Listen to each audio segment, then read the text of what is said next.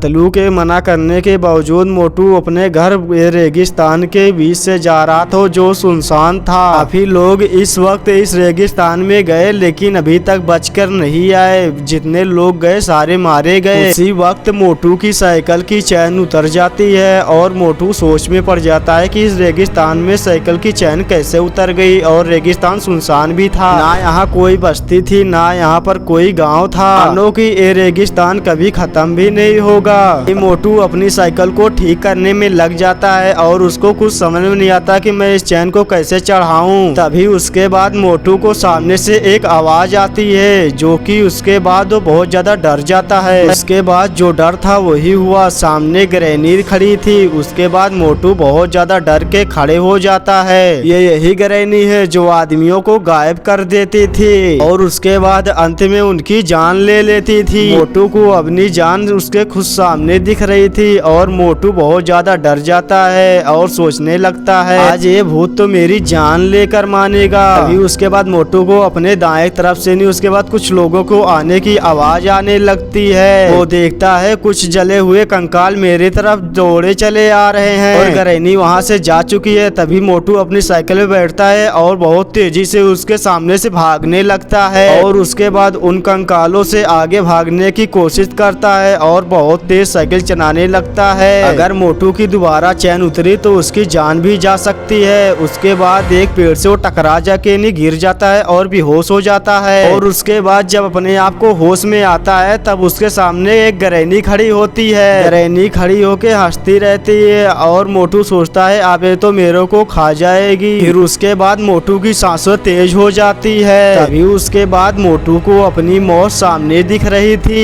एक मौत उसके पीछे से भी आ रही थी। जैसे वो पीछे देखता है कि नहीं उसके बाद उसके सामने अंधेरा हो जाता है और अपने पास पाता है डॉक्टर झटका को और बगल में पतलू भी खड़ा होता है। तभी उससे पूछने लगता है कि उसके बाद तेरे को क्या हुआ था और वो सोच में पड़ जाता है मोटू मेरे साथ क्या हुआ था। तो फिर उसके बाद सोच में पड़ जाता है कि ओ ग्रैनी मेरे सामने फिर ना आ जाए। फिर उसके बाद पतलू और डॉक्टर झटका उसे बताते हैं तुम मेरे को रेगिस्तान में कैसे मिले थे। फिर उसके बाद मोटू की बहुत ज्यादा तबीयत खराब थी। तभी उसके बाद चिंगम सर को वहाँ पे बुला लिए। तभी उसके बाद मोटू फिर सारी बातें बताने लगता है चिंगम सर को कि मेरे सामने कैसे ग्रैनी पड़ गई थी और वो कंकाल पड़ गए थे मेरे को दौड़ा रहे थे। सारी बात बता देता है चिंगम सर को। उसके बाद चिंगम सर इस सब बातों में नहीं विश्वास नहीं करते थे। तभी खुद चल के वहाँ पे गए देखने के लिए और चिंगम सर यहाँ के खुद देखने लगे कि नहीं उसके बाद यहाँ पे जो मोटू बता रहा है ये सच में इसके साथ हुआ था कि नहीं हुआ था। सोच रहा था कि